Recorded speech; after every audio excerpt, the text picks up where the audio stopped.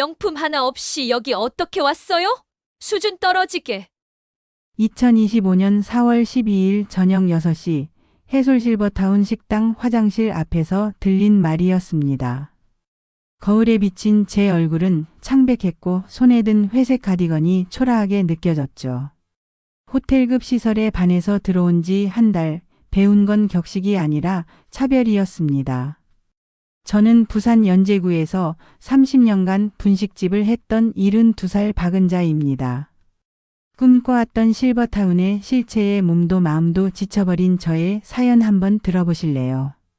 제 이야기가 마음에 닿는다면 구독과 좋아요로 응원 부탁드립니다. 2024년 12월 15일 분식집 문을 닫던 날이 떠올랐습니다. 엄마, 이제 그만 쉬어. 혼자 사는 것도 위험하고. 서울 사는 큰딸 미정이가 전화로 말했습니다. 목소리엔 걱정이 가득했죠. 작년 10월 계단에서 발을 헛디뎌 손목을 다친 후부터 딸아이는 매일 전화했어요. 괜찮다니까. 그렇게 대답했지만 혼자 사는 게 두려운 건 사실이었습니다. 남편이 떠난 지 5년, 집은 너무 넓고 조용했죠. 새벽에 눈 뜨면 옆자리가 비어 있고 저녁엔 혼자 밥을 먹었어요. 실버타운 알아봤어. 부산 해운대 쪽에 괜찮은 데 있대. 미정이가 카톡으로 사진을 보냈습니다. 하얀 건물, 정원, 수영장, 웃는 어르신들. 여기라면 외롭지 않겠구나 싶었어요. 분식집 건물주와 계약이 끝나는 시점이었습니다.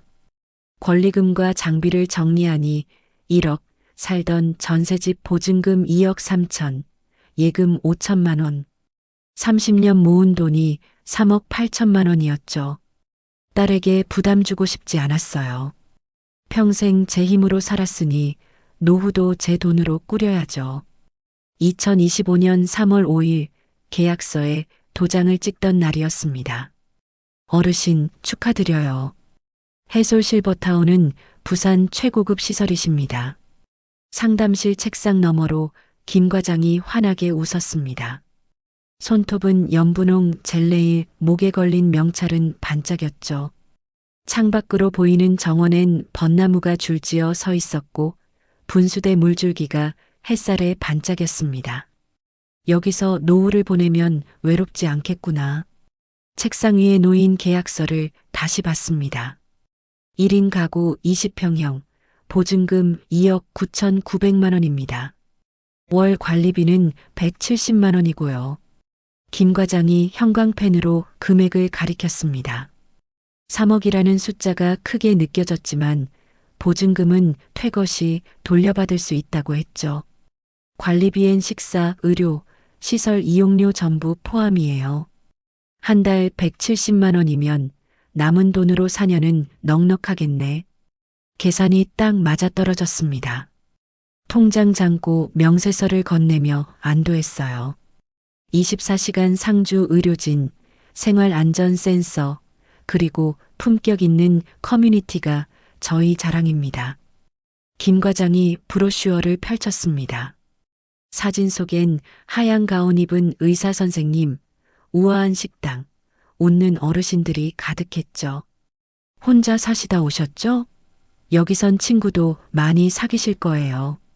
김 과장의 말에 고개를 끄덕였습니다. 5년간의 외로움이 이제 끝날 것 같았어요. 드레스 코드도 있나요? 제가 물었습니다. 아, 권장사항이에요. 격식 있는 분위기를 위해서요. 부담 갖지 마세요. 김 과장이 손을 저었습니다. 권장이라는 말에 안심했어요. 제가 가진 옷이라곤 회색 가디건과 검은색 바지뿐이었거든요. 도장을 찍었습니다. 볼펜 끝이 서류 위를 지나갈 때 30년의 무게가 느껴졌어요. 영수증을 접어 핸드백에 넣었습니다. 3월 7일 입주 첫날이었습니다. 231호실 문을 열자 새 침대 시트의 차가운 촉감이 손끝에 닿았습니다. 창문 너머론 광안대교가 보였고 방 한가운데 놓인 월패드 화면엔 환영 메시지가 떠 있었죠. 박은자 어르신 환영합니다. 오늘의 식단 갈비찜 된장찌개 시금치나물. 아이고 신기하네. 월패드를 손으로 쓸어내렸습니다. 식단, 일정, 건강 체크, 알림 설정까지 한눈에 들어왔어요. 냉장고엔 센서가 달려 있고 침대 옆 콜벨은 빨간 불이 깜빡였습니다. 응급시엔 이 버튼 누르세요. 24시간 대기 중입니다. 입주 안내를 해준 직원이 친절하게 설명했습니다. 목소리는 따뜻했고 제 짐을 옮기는 손길도 조심스러웠죠. 이제 혼자가 아니구나. 침대에 앉아 창밖을 봤습니다. 광안대교 불빛이 반짝였고 가슴이 따뜻해졌어요. 저녁 6시 첫 식사 시간이었습니다. 식당 문을 열자 백합향이 코끝을 스쳤습니다. 로비 화병엔 하얀 백합이 가득했고 천장의 샹들리에가 은은하게 빛났죠. 테이블마다 하얀 식탁보가 깔려 있었고 어르신들은 단정한 옷차림으로 앉아 계셨습니다. 은자 씨 여기 앉으세요. 창가 자리에서 한 할머니가 손짓했습니다. 윤 여사, 입주 오리엔테이션에서 만난 분이었어요. 검은색 원피스에 진주 목걸이를 하신 모습이 우아했습니다. 감사합니다. 제가 자리에 앉으며 말했습니다. 트레이 위엔 갈비찜, 된장찌개, 시금치나물, 김치가 가지런히 놓여 있었죠. 분식집에선 맛볼 수 없던 정갈함이었습니다. 여기 음식 정말 맛있어요. 영양사 선생님이 직접 관리하신대요. 윤 여사가 숟가락을 들며 말했습니다. 목소리는 부드러웠고 눈가엔 잔주름이 예쁘게 접혔어요. 그렇군요. 저도 기대돼요. 갈비찜을 한 점 입에 넣었습니다. 고기는 부드러웠고 양념은 달콤했죠. 분식집에서 30년간 밥 먹듯 후루룩 넘기던 제게 이 순간은 낯설지만 행복했습니다. 식사 후 로비에서 동아리 안내 포스터를 봤습니다. 서예반 요가 반독서 모임, 매주 화요일 오후 2시. 포스터 옆엔 지난주 활동 사진이 붙어 있었습니다. 웃는 어르신들, 붓글씨, 요가 매트 위의 자세들. 여기선 외롭지 않겠구나 싶었어요. 은자 씨 내일 서예반 같이 가요.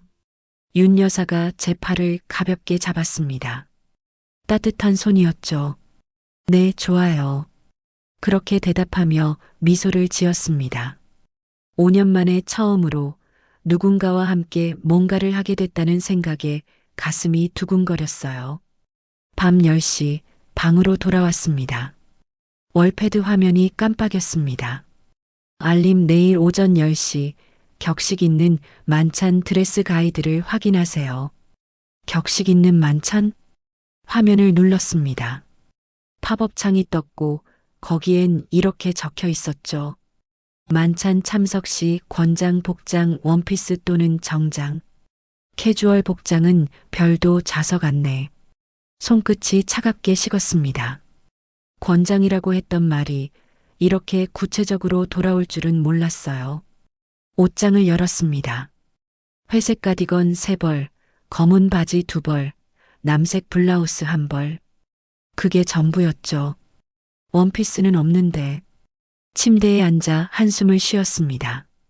천장의 형광등이 너무 밝게 느껴졌고 월패드 알림음이 귓가에 맴돌았어요. 3월 8일 아침 다시 월패드를 확인했습니다. 오늘의 일정 오전 10시 만찬, 오후 2시 서예반. 만찬이라는 단어가 무겁게 눌렀습니다. 옷장 문을 다시 열고 남색 블라우스를 꺼냈어요. 가장 깨끗한 옷이었지만 원피스는 아니었죠. 괜찮겠지. 권장이라고 했으니까. 거울 앞에 섰습니다. 블라우스는 구겨지지 않았지만 제 얼굴은 피곤해 보였어요. 어젯밤 잠을 설쳤거든요. 오전 10시 식당 문을 열었습니다. 입구에 좌석 안내판이 세워져 있었습니다. 정장석 캐주얼석 임시. 안내판 앞에서 발이 멈췄습니다. 정장석엔 원피스와 정장 차림의 어르신들이 앉아 계셨고 캐주얼석엔 저처럼 평범한 옷차림의 분들이 드문드문 보였어요. 은자 어르신, 오늘은 캐주얼석으로 안내해 드릴게요. 직원이 미소를 지으며 말했습니다. 친절한 목소리였지만 그 말이 가슴을 찔렀죠. 트레이를 들고 캐주얼석으로 걸어갔습니다. 정장석을 지나칠 때 누군가의 시선이 느껴졌어요. 3명의 할머니가 모여 앉아 수군거렸습니다. 저분 매번 저렇게 입고 오시네. 명품 하나 없으면 여기 왜 왔어요? 우리랑은 레벨이 다른 거죠. 웃음 섞인 목소리가 등을 찔렀습니다. 고개를 돌리지 않았습니다.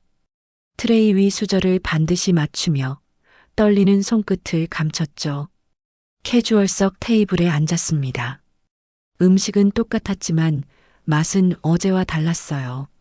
목구멍으로 넘어가지 않았습니다. 윤 여사가 정장석에 앉아 계셨습니다. 검은 원피스, 진주 목걸이, 우아한 미소. 제 쪽을 보지 않았어요. 권장이라더니 숟가락을 놓았습니다. 식판이 갈비찜이 차갑게 식어갔죠. 화장실에 갔습니다. 거울 앞에서 제 모습을 봤어요. 남색 블라우스, 회색 가디건, 주름진 얼굴. 정장석 할머니들의 말이 귓가에 맴돌았습니다. 명품 하나 없으면 여기 왜 왔어요? 거울 속 제 눈에 눈물이 맺혔습니다. 밤 방으로 돌아와 월패드를 다시 켰습니다. 알림 냉장고 개방 기록 없음. 건강 상태를 확인하세요. 냉장고를 열지 않았다고 알림이 왔습니다. 아침부터 저녁까지 월패드는 제 하루를 기록하고 있었던 거죠. 내가 뭘 먹고 안 먹고 그것까지 감시하나. 화면을 끄려다 말고 스크린샷을 찍었습니다. 손가락이 떨렸지만 증거는 남겨야 할 것 같았어요. 침대에 누워 천장을 봤습니다. 콜벨 불빛이 깜빡였고 월패드 화면은 꺼지지 않았죠. 호텔급 시설, 24시간 의료, 품격 있는 커뮤니티. 그 말들이 이제는 공허하게 들렸습니다. 외로움을 벗어나려 3억을 내고 들어온 이곳에서 저는 또 다른 외로움을 마주하고 있었어요. 권장이라던 드레스 코드는 어느새 정장석과 캐주얼석으로 나뉘었고 격식은 차별이 됐죠. 과연 이곳에서 저는 편안한 노후를 보낼 수 있을까요? 3월 10일 오전 11시 휴대폰이 울렸습니다. 엄마, 잘 지내? 딸 미정이의 목소리였습니다. 침대에 앉아 전화를 받았죠. 응, 잘 지내. 대답은 했지만 목소리가 힘이 없었어요. 목소리가 왜 그래? 무슨 일 있어? 딸은 제 목소리만으로도 알아챘습니다. 아니야, 괜찮아. 그렇게 말하며 창밖을 봤습니다. 광안대교가 흐릿하게 보였어요. 엄마, 나한테 숨기지 말고 말해봐. 딸의 목소리가 단호해졌습니다. 한숨이 새어나왔습니다. 미정아, 있잖아. 여기 식당에서 옷차림이 좀 중요한가 봐. 옷차림? 무슨 소리야? 격식 있는 만찬이라고 해서 원피스나 정장을 입어야 하는데 엄마는 그런 옷이 없잖아. 말끝이 흐려졌습니다. 딸에게 이런 얘기하는 게 부끄러웠어요. 그래서 어떻게 됐는데? 캐주얼석이라고 따로 앉히더라.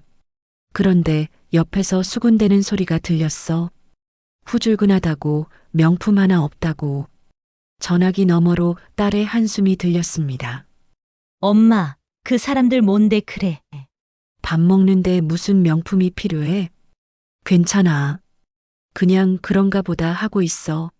괜찮을 리가 있어. 엄마, 옷 사드릴게. 원피스 몇 벌 보낼 테니까 입어. 아니야, 괜찮아. 내 돈 쓰지 마. 엄마, 나 번 돈 쓰는 건데 왜 그래? 사이즈 55 맞지? 딸의 목소리가 단단해졌습니다. 응. 더 이상 거절할 수 없었습니다. 이틀 안에 보낼게. 그리고 엄마, 거기서 기죽지 마. 옷이 사람을 평가하는 기준이 아니야. 알았어. 고마워, 미정아. 전화를 끊고 창밖을 봤습니다. 눈물이 차올랐지만 참았어요. 3월 12일 오후 3시 택배가 도착했습니다. 상자를 열자 검은색 원피스 2벌, 베이지색 카디건 1벌, 진주 목걸이 1개가 나왔습니다. 딸이 쓴 메모지도 함께 들어 있었죠. 엄마 예쁘게 입어. 사랑해. 메모지를 가슴에 안았습니다. 눈물이 뚝 떨어졌어요. 거울 앞에 섰습니다. 검은 원피스를 입고 진주 목걸이를 걸었죠. 낯선 제 모습이 거울에 비쳤습니다. 이제 괜찮겠지. 가슴 속에서 작은 희망이 피어올랐습니다. 3월 13일 저녁 6시 식당으로 갔습니다. 새 원피스를 입고 진주 목걸이를 건 채로요. 입구에 서자 직원이 환하게 웃었습니다. 은자 어르신, 오늘은 정장석으로 안내해 드릴게요. 가슴이 두근거렸습니다. 트레이를 들고 정장석으로 걸어갔죠. 창가 테이블에 앉았습니다. 윤 여사가 옆 테이블에 계셨어요. 고개를 돌려 저를 보더니 미소를 지었습니다. 은자 씨, 오늘 옷차림 좋네요. 감사합니다. 그렇게 대답하며 숟가락을 들었습니다. 오늘은 어제와 다를 거라 생각했어요. 식사를 하는데 옆 테이블에서 수군거리는 소리가 들렸습니다. 저 원피스 어디서 봤는데? 인터넷 쇼핑몰 거 아니야? 99,000원짜리. 진주 목걸이도 진짜 같지 않은데. 3명의 할머니가 낮은 목소리로 얘기했습니다. 하지만 제 귀엔 다 들렸죠. 숟가락을 쥔 손에 힘이 들어갔습니다. 그래도 노력은 하시네. 안쓰럽긴 해. 노력으로 계급이 바뀌나. 원래 타고나는 거지. 웃음 섞인 목소리가 등을 찔렀습니다. 숨이 막혔습니다. 밥 한 숟갈이 목구멍으로 넘어가지 않았어요. 트레이를 들고 자리에서 일어났습니다. 음식은 반 이상 남았지만 더 이상 앉아 있을 수 없었죠. 벌써 가세요? 직원이 물었습니다. 배가 안 좋아서요. 그렇게 대답하고 식당을 나왔습니다. 복도를 걷는데 눈물이 흘러내렸어요. 방으로 돌아와 거울 앞에 섰습니다. 검은 원피스를 입은 제 모습이 비쳤습니다. 원래 타고나는 거지. 그 말이 가슴을 후벼 파듯 아팠습니다. 원피스를 벗고 회색 가디건을 다시 꺼냈습니다. 익숙한 옷이 더 편했어요. 밤 8시 월패드 화면이 깜빡였습니다. 알림 오늘 석식 섭취량 35%. 건강 상태를 확인하세요. 35%라니. 화면을 쓸어내렸습니다. 식단 기록, 냉장고 개방 시간, 방 온도, 수면 패턴까지 전부 기록되어 있었죠. 알림 최근 3일간 식사량 감소. 관리자 알림 발송됨. 관리자한테까지 알림이 가? 가슴이 답답했습니다. 제가 밥을 몇 숟갈 먹는지, 냉장고를 몇 번 여는지, 그것까지 감시당하고 있었던 거죠. 월패드 설정을 눌러봤습니다. 개인정보동의 항목이 있었어요. 생활 패턴 데이터 수집 및 제3자 제공동의 필수. 필수라는 글자가 굵게 표시되어 있었습니다. 동의를 철회할 수 있는 버튼은 없었죠. 스크린샷을 찍었습니다. 손가락이 떨렸지만 증거는 남겨야 했어요. 침대에 누워 천장을 봤습니다. 콜벨 불빛이 깜빡였고 월패드 화면은 꺼지지 않았죠. 3월 14일 아침 8시 로비에서 윤 여사를 만났습니다. 은자 씨 어제 괜찮았어요? 윤 여사가 제 팔을 가볍게 잡았습니다. 네, 괜찮아요. 대답은 했지만 목소리가 힘이 없었어요. 여기 사람들 좀 까다로워요.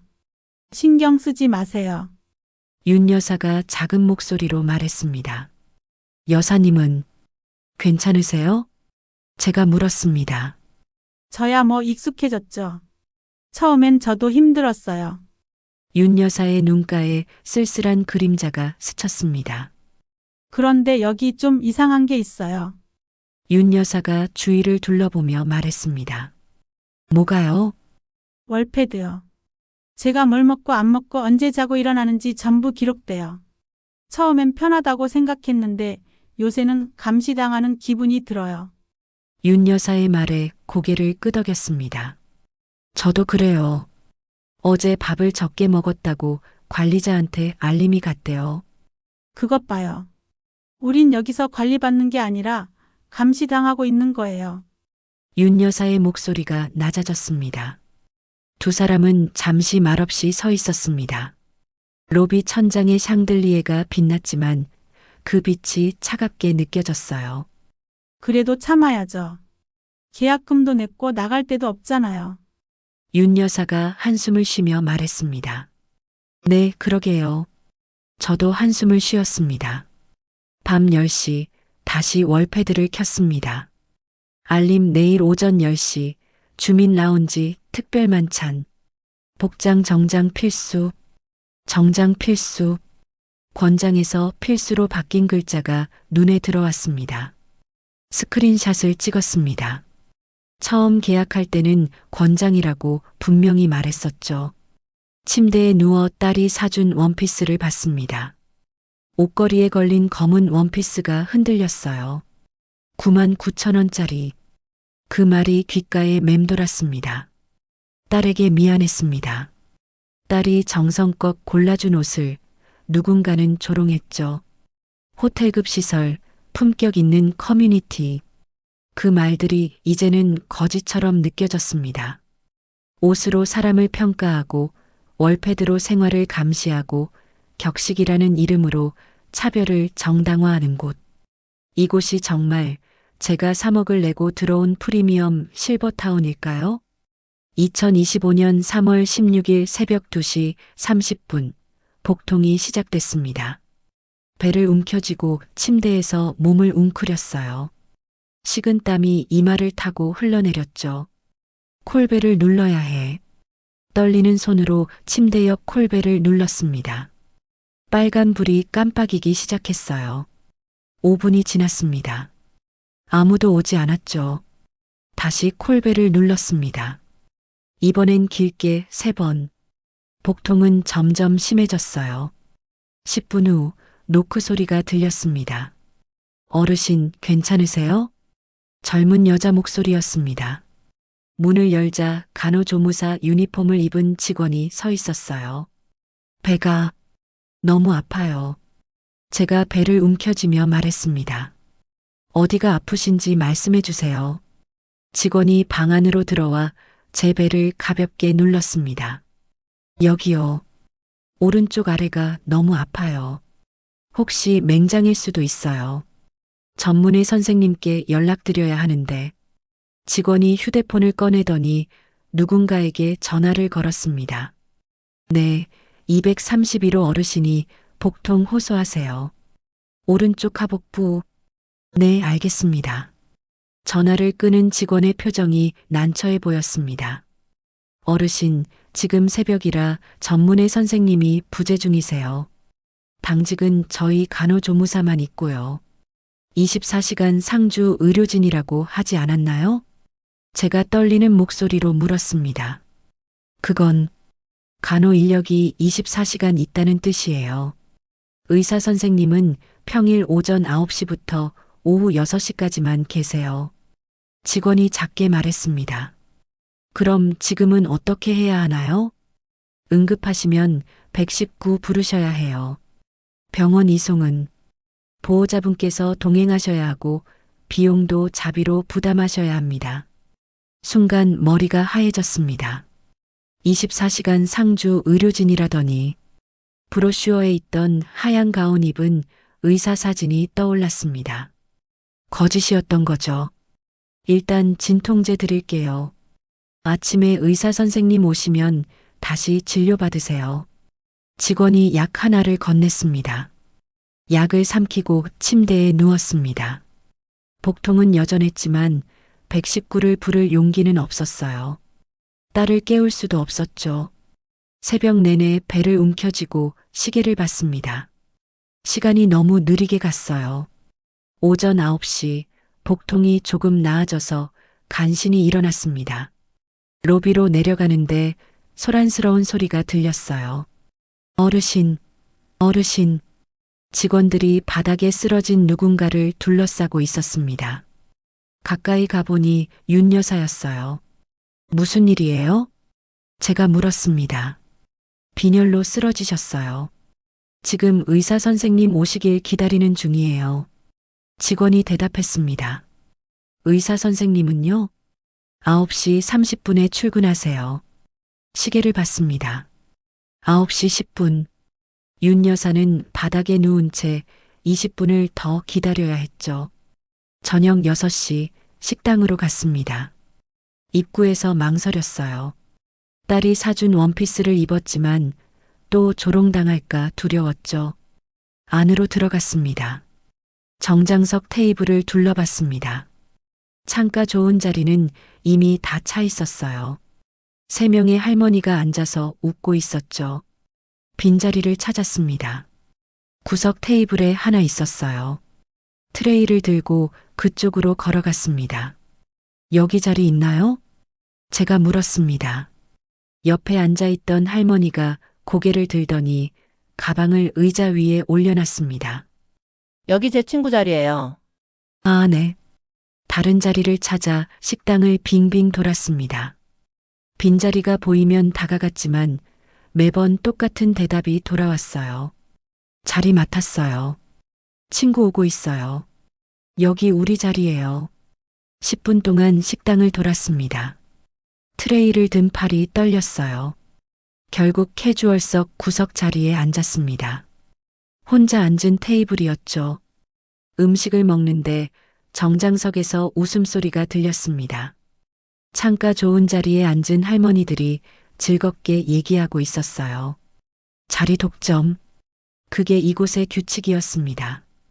명품을 걸치고 정장을 입고 무리를 만들어야 좋은 자리에 앉을 수 있었죠.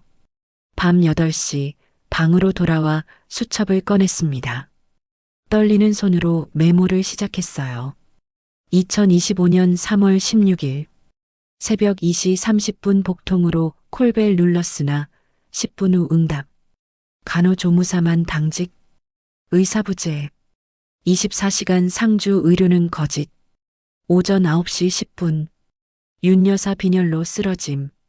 의사 출근 전이라 20분간 방치. 저녁 6시. 정장석 좌석 독점. 빈자리 있어도 자리 맡았다며 거부. 10분간 자리 못 찾고 캐주얼석 구석에 앉음. 메모를 쓰다가 월패드를 봤습니다. 설정 화면을 캡처했어요. 생활 패턴 데이터 수집 및 제3자 제공동의 필수 항목이 선명하게 찍혔죠. 복도 게시판에 붙은 야간 당직표도 휴대폰으로 찍었습니다. 야간 당직 간호조무사 1명, 오후 10시 오전 8시. 의료진 근무 평일 오전 9시, 오후 6시. 증거는 쌓여갔습니다. 하지만 이걸 어디에 써야 할지 몰랐어요. 2025년 3월 17일 오전 10시 관리사무소로 갔습니다. 데스크에 앉아있던 김 과장이 웃으며 맞았습니다. 어르신, 무슨 일로 오셨어요? 불편한 게 좀 있어서요. 제가 말했습니다. 말씀하세요. 첫째, 드레스 코드가 권장에서 필수로 바뀌었어요. 계약할 때는 권장이라고 하셨잖아요. 김 과장의 미소가 조금 굳어졌습니다. 아, 그건 품격 유지를 위한 거예요. 양해 부탁드려요. 둘째, 24시간 상주 의료진이라고 하셨는데 밤에는 의사가 없더라고요. 24시간 간호 인력이 있다는 뜻이었어요. 브로슈어에는 24시간 상주 의료진이라고 적혀 있었어요. 제가 가방에서 브로슈어를 꺼냈습니다. 형광펜으로 그어둔 부분을 가리켰죠. 김 과장이 브로슈어를 잠깐 보더니 미소를 지었습니다. 의료진에는 간호 인력도 포함돼요. 오해가 있으셨네요. 셋째, 식당 좌석 독점 문제예요. 정장석 자리를 특정 분들이 계속 차지하고 있어요. 그건 어르신들께서 친하신 분들끼리 앉으시는 거라 빈자리가 있어도 못 앉게 막아요. 10분 동안 자리를 못 찾았어요. 김 과장이 한숨을 쉬었습니다. 어르신, 저희도 모든 분을 만족시키긴 어려워요. 공동생활이다 보니 서로 양보하고 이해해 주셔야죠. 그럼 이건 어떻게 해야 하나요? 제가 월패드 스크린샷을 보여줬습니다. 개인정보 제3자 제공 동의가 필수로 되어 있어요. 철회할 수 없나요? 그건 안전관리를 위한 필수 항목이에요. 동의 안 하시면 입주가 어려우세요. 김 과장의 목소리가 차갑게 식었습니다. 계약서 어디에도 그런 내용은 없었어요. 약관 18조 3항에 명시되어 있습니다. 김 과장이 서류를 꺼내 보여줬습니다. 작은 글씨로 빽빽하게 적힌 약관이었죠. 더 도와드릴 게 있으세요? 김 과장이 물었습니다. 더 이상 미소는 없었어요. 아니요. 고개를 숙이고 사무소를 나왔습니다. 복도는 텅 비어 있었고 제 발소리만 울렸습니다. 방으로 돌아와 침대에 앉았습니다. 브로슈어, 스크린샷, 메모, 당직표 사진.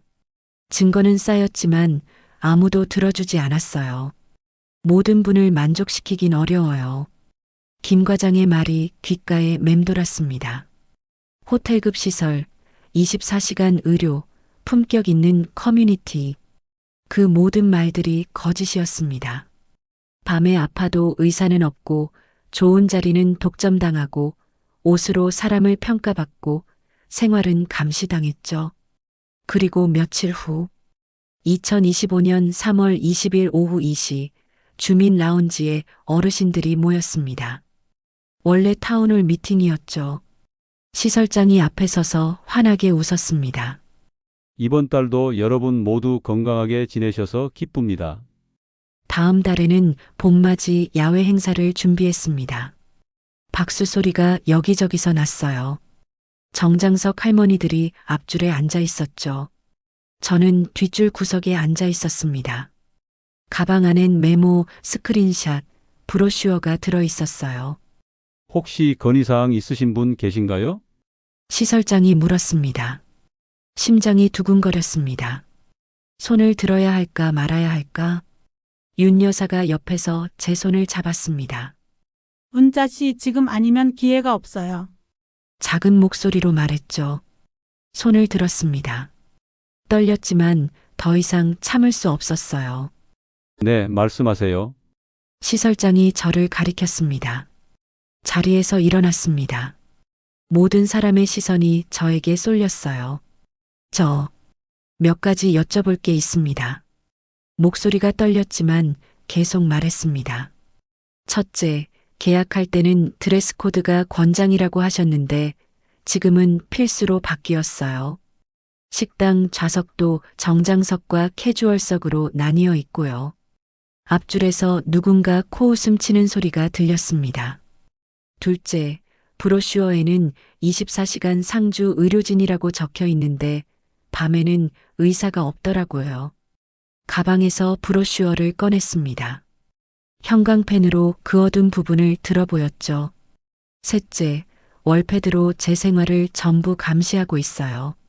냉장고 개방 시간, 식사량, 수면 패턴까지. 동의 철회도 안 되고요. 휴대폰을 꺼내 스크린샷을 보여줬습니다. 라운지가 조용해졌습니다. 몇몇 어르신들이 고개를 끄덕이는 게 보였어요. 시설장의 미소가 굳어졌습니다. 어르신, 그건 오해이신 것 같은데요? 오해가 아닙니다. 제가 새벽 2시 30분에 복통으로 콜벨을 눌렀는데 의사는 없었어요. 간호조무사만 왔죠. 진통제 한 알 주고 갔습니다. 목소리에 힘이 들어갔습니다. 그리고 윤 여사님은 오전 9시 10분에 빈혈로 쓰러졌는데 의사 출근 전이라 20분 동안 바닥에 누워 계셔야 했어요. 윤 여사가 옆에서 고개를 끄덕였습니다. 식당 좌석 독점 문제도 심각해요. 빈자리가 있어도 특정 분들이 자리 맡았다며 못 앉게 해요. 앞줄 할머니 중 한 명이 벌떡 일어났습니다. 그게 뭐가 문제예요? 친구끼리 앉는 게 당연하잖아요. 친구끼리 앉는 것과 다른 사람을 배제하는 건 다릅니다. 제가 대답했습니다. 배제라니. 그건 피해망상 아니에요. 앞줄 할머니가 비웃듯 말했습니다. 어르신들 진정하세요. 시설장이 손을 들었습니다. 박은자 어르신 말씀하신 부분은 저희가 검토해 보겠습니다. 일단 자리에 앉으시죠. 검토가 아니라 답변이 필요합니다. 제가 말했습니다. 브로슈어에 24시간 상주 의료진이라고 적혀 있으면 의사가 24시간 있어야 하는 거 아닌가요? 거짓 광고 아닌가요? 라운지가 술렁거렸습니다. 그건 의료 인력이 24시간 있다는 뜻이었습니다. 시설장이 난처한 표정으로 대답했습니다. 의료진과 의료 인력은 다릅니다. 브로슈어를 수정하셔야죠. 제가 단호하게 말했습니다. 뒷줄에서 한 할아버지가 손을 들었습니다. 저도 같은 문제를 겪었습니다. 작년 12월에 가슴이 답답해서 골벨 눌렀는데 간호사가 와서 이사는 내일 오전이라고만 하더라고요. 또 다른 할머니도 손을 들었습니다. 저도 월패드 때문에 불편해요. 제가 냉장고를 언제 여는지까지 왜 알아야 하나요? 하나둘씩 목소리가 나왔습니다. 제가 혼자가 아니었던 거죠. 시설장의 얼굴이 굳어졌습니다. 어르신들 일단 오늘은 여기서 마치고 개별 면담을 진행하겠습니다. 개별 면담이 아니라 공개 답변이 필요합니다. 제가 말했습니다. 지금 여기 계신 분들 모두가 알아야 할 내용이잖아요. 시설장이 한숨을 쉬었습니다. 알겠습니다. 일주일 안에 공식 답변 드리겠습니다. 약속하시는 거죠? 네, 약속합니다. 타운홀 미팅이 끝나고 방으로 돌아왔습니다. 가슴이 두근거렸어요. 떨렸지만 후회는 없었습니다. 저녁 7시 노크 소리가 들렸습니다. 문을 열자 윤 여사와 2명의 어르신이 서 있었어요. 은자 씨 고마워요. 우리도 똑같은 문제를 겪고 있었는데 말할 용기가 없었어요. 윤 여사가 제 손을 잡았습니다. 우리도 증거 있어요. 같이 모아서 제출해요. 한 할머니가 휴대폰을 보여줬습니다. 월패드 알림 스크린샷이 가득했죠. 개인정보 철회 신청서도 함께네요. 단체로 내면 무시 못할 거예요. 할아버지가 서류를 꺼냈습니다. 4명이 거실에 둘러앉았습니다. 증거를 모으고 서류를 작성했어요. 밤 10시 노크 소리가 다시 들렸습니다. 문을 열자 김 과장이 서 있었습니다. 어르신, 잠깐 얘기 좀 할 수 있을까요? 복도로 나갔습니다. 김 과장의 표정이 심각했어요. 어르신, 오늘 타운홀에서 말씀하신 부분 저희도 충분히 이해합니다. 그럼 개선하시겠다는 건가요? 그건 시간이 필요해요. 대신 다른 제안을 드리고 싶은데요. 김 과장이 서류 봉투를 건넸습니다. 뭔가요? 퇴거 합의서예요. 위약금 전액 면제하고 보증금 전액 반환해 드립니다. 심장이 철렁 내려앉았습니다. 조건이 뭔가요? 조용히 나가주세요. 다른 입주민들을 선동하지 말고요. 김 과장의 목소리가 차가웠습니다. 선동이라니요. 저는 사실을 말한 것뿐이에요. 어르신, 공동생활이다 보니 모든 분을 만족시킬 순 없어요. 불편하시면 나가시는 게 서로한테 좋지 않을까요? 봉투를 돌려줬습니다. 일주일 안에 공식 답변 주신다고 하셨잖아요. 그때까지 기다리겠습니다. 어르신, 잘 생각하세요. 다른 실버타운 가셔도 비슷할 거예요. 김 과장이 봉투를 제 손에 쥐어주고 갔습니다. 방으로 돌아와 봉투를 열었습니다. 퇴거 합의서, 위약금 면제, 보증금 2억 9,900만 원 전액 반환. 조건은 하나였습니다. 본합의 이후 실버타운 운영에 대한 일체의 문제 제기 및 외부 공개를 하지 않는다. 입을 다물고 조용히 나가라는 거였죠. 침대에 앉아 서류를 받습니다. 3억을 돌려받고 나갈 수 있었어요. 이 불편한 곳에서 벗어날 수 있었죠. 하지만 윤 여사는 오늘 함께했던 어르신들은 어떻게 되는 건가요? 창밖을 봤습니다. 광안대교 불빛이 흔들렸어요. 30년 분식집을 하며 배운 게 있습니다. 잘못된 건 바로 잡아야 한다는 거죠. 합의서를 접어 가방에 넣었습니다. 아직 사인은 하지 않았어요. 2025년 3월 27일 오후 2시 다시 주민 라운지에 모였습니다. 일주일 전 약속한 공식 답변이 나오는 날이었죠. 시설장이 앞에 서고 김 과장이 옆에 앉았습니다. 변호사로 보이는 양복 입은 남자도 함께 있었어요. 저는 이번에도 뒷줄에 앉았습니다. 윤 여사, 이 할아버지, 박 할머니가 옆에 있었죠. 우리 넷은 지난 일주일 동안 증거를 모았습니다. 지난주 박은자 어르신께서 말씀하신 부분에 대해 답변 드리겠습니다. 시설장이 서류를 펼쳤습니다. 첫째, 드레스 코드 관련입니다. 저희는 품격 있는 커뮤니티를 지향하며 이는 계약서 약관 12조에 명시되어 있습니다. 따라서 적정한 복장 착용은 입주민의 의무사항입니다. 가방에서 계약서를 꺼냈습니다. 12조를 찾아 읽었어요. 12조에는 공용 공간에서 타인에게 불쾌감을 주는 복장을 자제한다고만 적혀 있어요. 정장 필수라는 말은 없습니다. 제가 일어서서 말했습니다. 시설장이 당황한 표정을 지었습니다. 그건 해석의 문제인데요. 해석이 아닙니다. 제가 계약할 때 김 과장님이 권장사항이라고 분명히 말씀하셨어요. 녹취는 없지만 증인은 있습니다. 같은 날 계약했던 이 할아버지가 손을 들었습니다. 저도 같은 말을 들었습니다. 권장이라고요.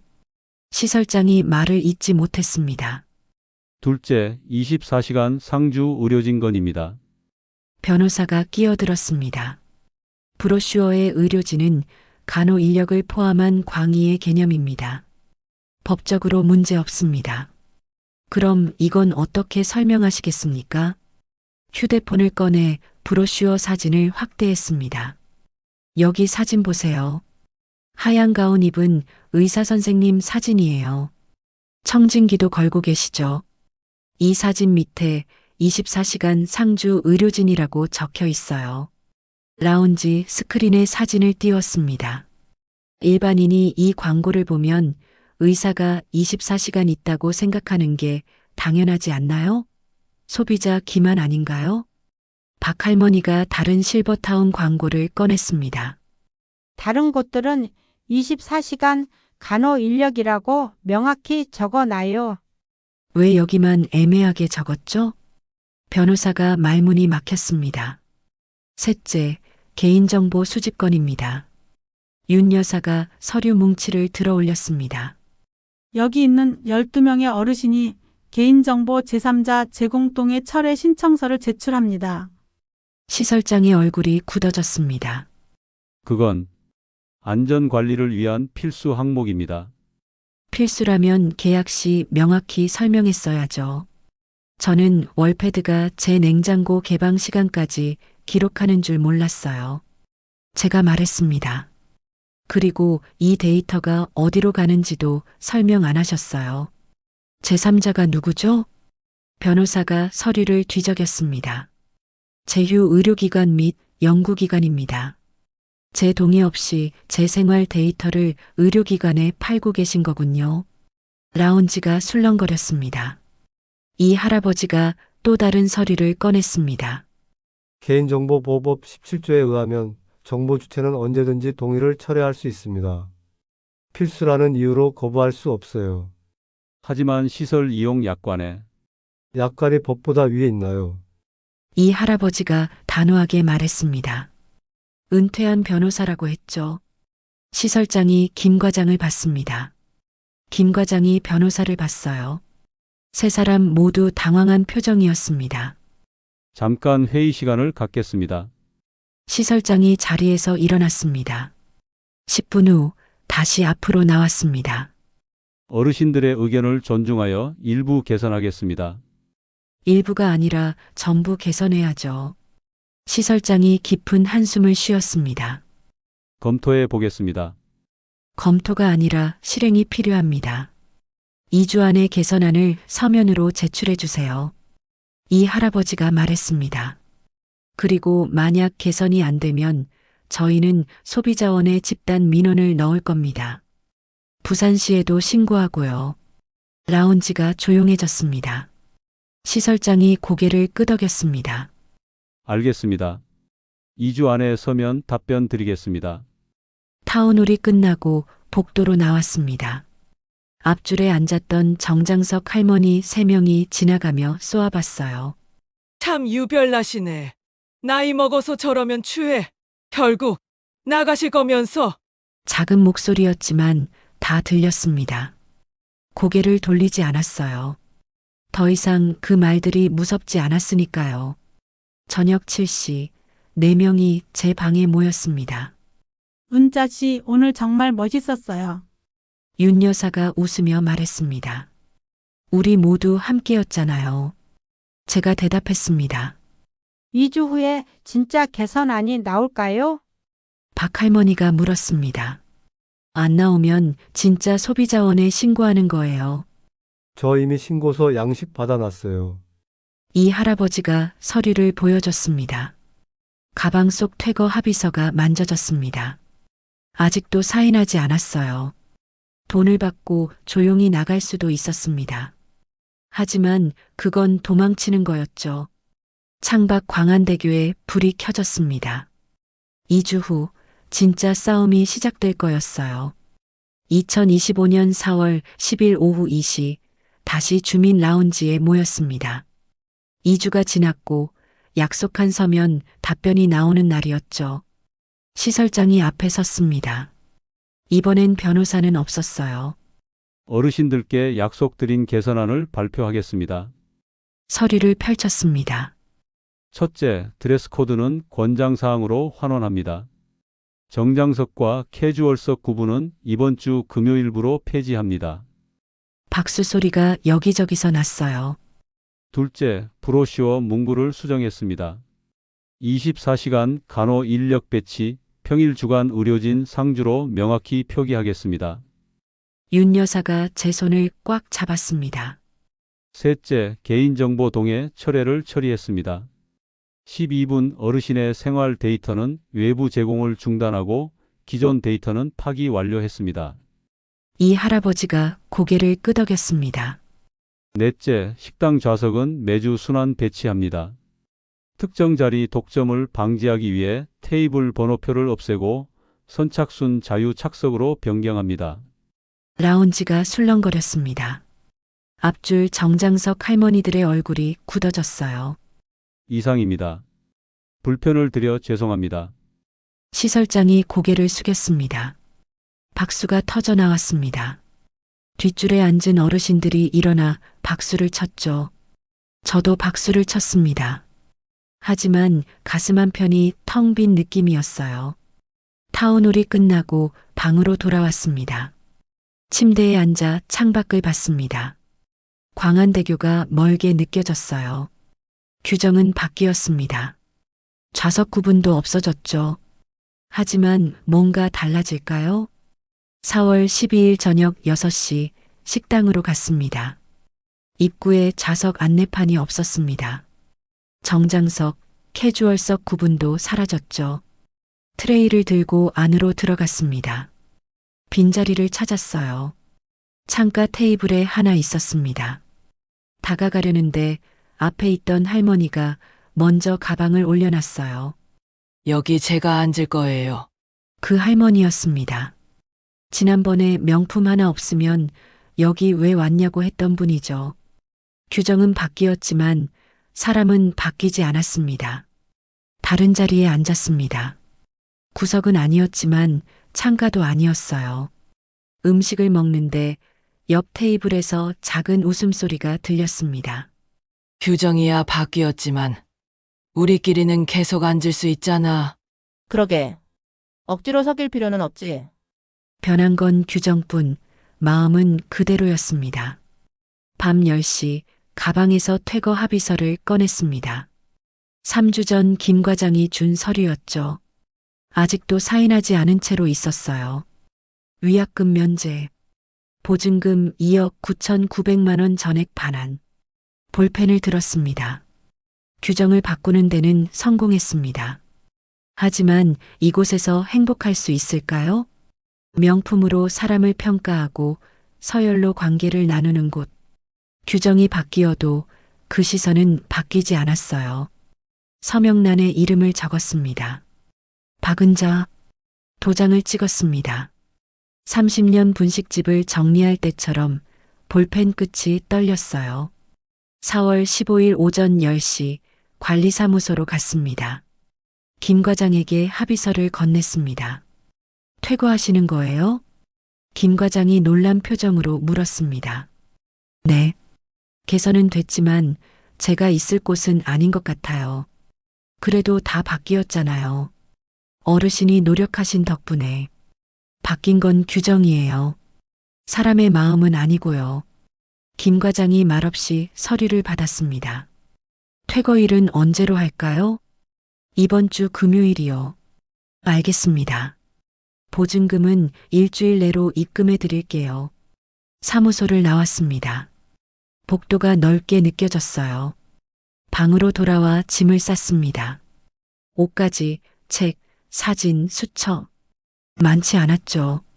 저녁에 윤 여사, 이 할아버지, 박 할머니가 왔습니다. 은자 씨 진짜 나가는 거예요? 윤 여사가 눈물을 글썽였습니다. 네. 여기는 제가 있을 곳이 아닌 것 같아요. 우린 어떡해요? 은자 씨 없으면. 여사님들이 더 잘하실 거예요. 목소리 내는 법을 배우셨잖아요. 박 할머니가 제 손을 잡았습니다. 어디로 가실 거예요? 연산동의 반자유령 임대 알아봤어요. 보증금 5천에 월세 70만 원이래요. 근처에 동네 내과도 있고 경로식당도 있대요. 혼자 사시는 거예요? 혼자지만 외롭지 않을 것 같아요. 진짜 이웃이 있는 곳이니까요. 이 할아버지가 명함을 건넸습니다. 힘들면 언제든 연락하세요. 우린 은자 씨 편이니까요. 네 사람은 한참을 얘기했습니다. 지난 한 달의 이야기, 앞으로의 이야기. 4월 19일 오전 10시 231호실 문을 닫았습니다. 열쇠를 관리사무소에 반납하고 택시를 탔어요. 창밖으로 해솔 실버타운이 멀어졌습니다. 하얀 건물, 정원, 분수대. 한 달 전 설레며 들어왔던 곳이죠. 택시는 연산동으로 향했습니다. 4월 20일 저녁 6시 새 집 주방에 섰습니다. 작은 원룸이었지만 제 공간이었어요. 냉장고를 열었습니다. 센서도 없고 알림도 없었죠. 된장찌개를 끓이고 김치를 꺼내고 가지무침을 만들었습니다. 30년 분식집에서 매일 하던 일이었어요. 식탁에 앉아 밥을 먹었습니다.